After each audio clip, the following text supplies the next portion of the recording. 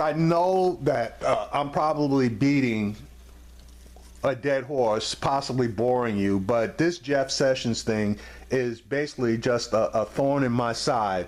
And I honestly, if nobody watched it, just for my own mental health, I'm going to continue to make videos on Jeff Sessions, and hopefully enough of them will take and people will reach out to other people to try to bring whatever pressure we can to bear in order for this guy not to obtain the office of Attorney General.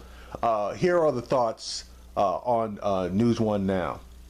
So that's going to be a huge focus in terms of this week. A group of faith leaders is hoping to pressure Congress to reject the appointment of Senator Jeff Sessions. Today, Reverend William Barber, along with other interfaith clergy and leaders, will hold a moral march on Capitol Hill. The group is calling for Sessions to withdraw his name for Attorney General since it was announced in November.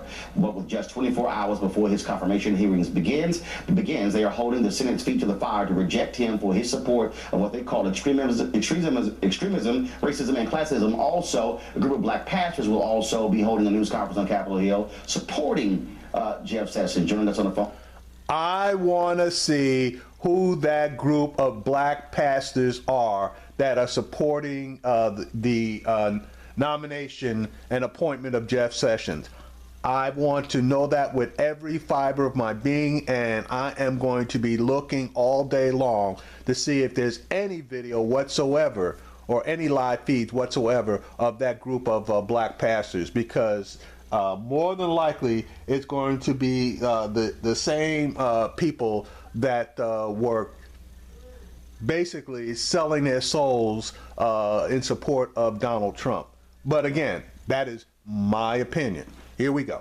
Right now from D.C. is Reverend William Barber. Reverend Barber, how you doing? What is your main reason why you believe Jeff Sessions should not be Attorney General for the United States?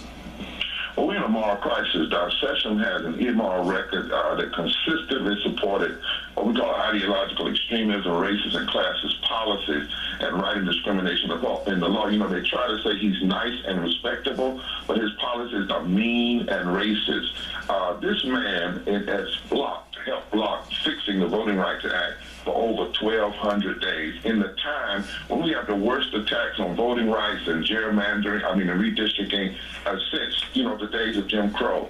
He said that the Voting Rights Act is an intrusion. He celebrated Shelby. I want your listeners to hear that, Roland. He celebrated the Shelby decision that happened in his own state. He has constantly stood against voting rights. We do not need the fox guarding the hen house, and that's what we would have in Jeff Sessions.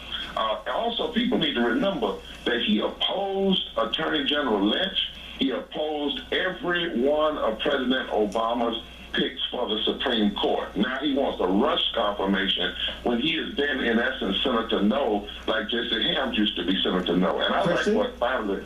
Kristen? We can't forget history. In 1986, Mr. Sessions was nominated for a federal judgeship, and a bipartisan panel of senators voted him down because of his record of clear racial hostility and insensitivity. This is someone who has called an African-American colleague a boy. This is somebody who made joking comments suggesting that the KKK is okay. This is somebody who has made a career out of selectively prosecuting African-American civil rights activists in Alabama, a group known as the Marion Three, for merely trying to register people to vote. That long record of hostility and racial insensitivity has not changed. He's voted against the Hate Crimes Prevention Bill. He's voted against the Lilly Ledbetter Fair Pay Act.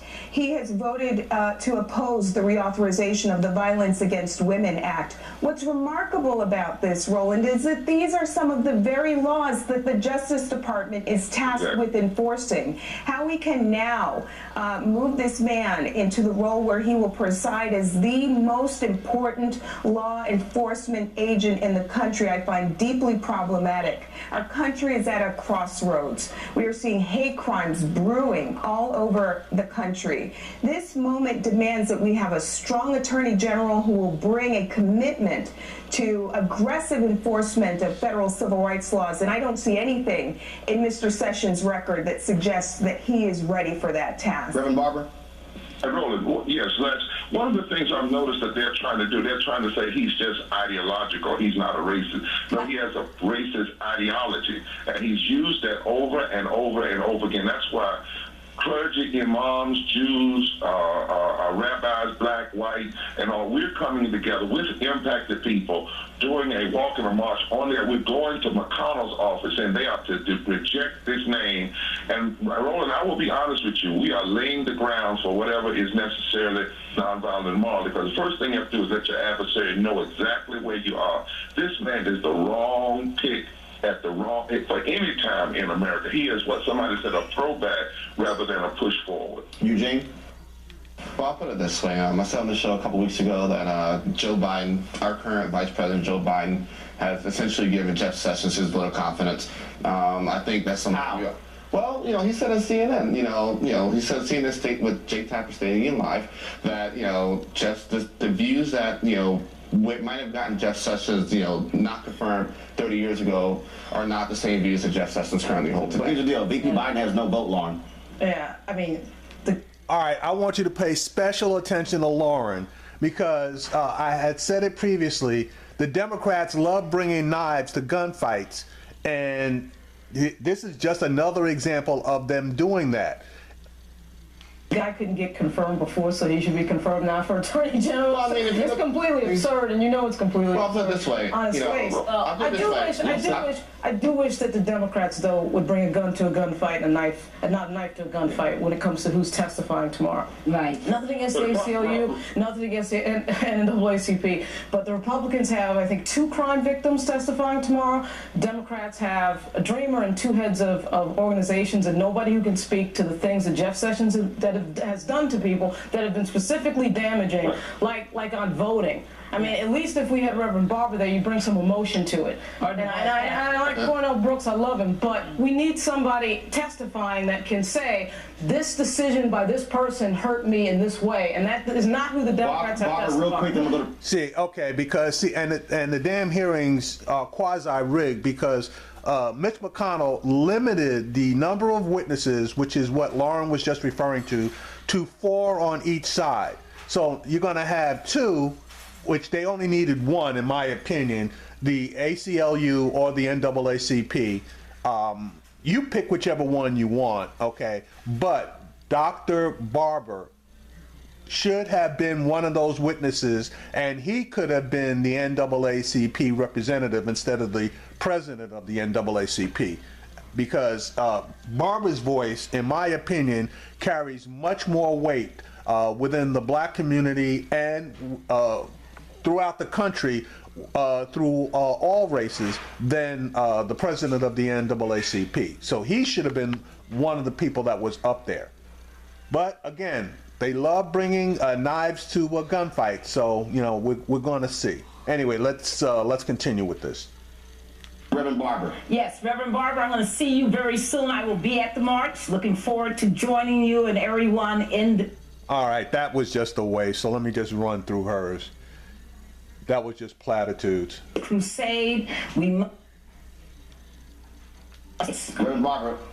Here's the problem that we have to raise up. They say that 30 years ago, but we can look at what he's done recently. Exactly. His recent racism, and that's the point. And he has not repented of what he did 30 years ago. Not He tried to put the Marion 3 in for 250 years. He wanted to put them in jail. That's the same amount of time we were in slavery. Christian, 30 seconds, final comment. They are railroading these nominees through the process, and we really shouldn't put up for it. But the hearings start tomorrow, and we can't change that. Cornell Brooks, and many Alabamans were arrested down in Mobile protesting this nomination. They will be there. They're coming up by the busload from Alabama. It's a moment for all of us to speak up. Tomorrow, Wednesday, people should be calling their senators and making their voices heard on this incredibly important nomination. All right, folks. Christian, Reverend Barber, we surely appreciate it. Thank you so very much. Coming up. I want to get also, the list has got to be out. So I want to get a list of the witnesses that are going to be testifying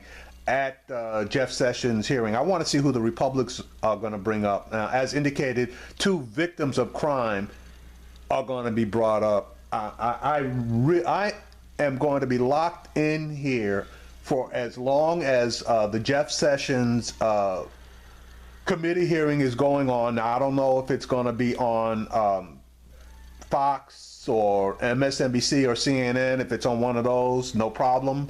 If it's on, I forget what, C-SPAN or C-SPAN 1 or C-SPAN 2, I can get it. I don't get C-SPAN 3 here, and that was one of the major complaints I have with my cable provider.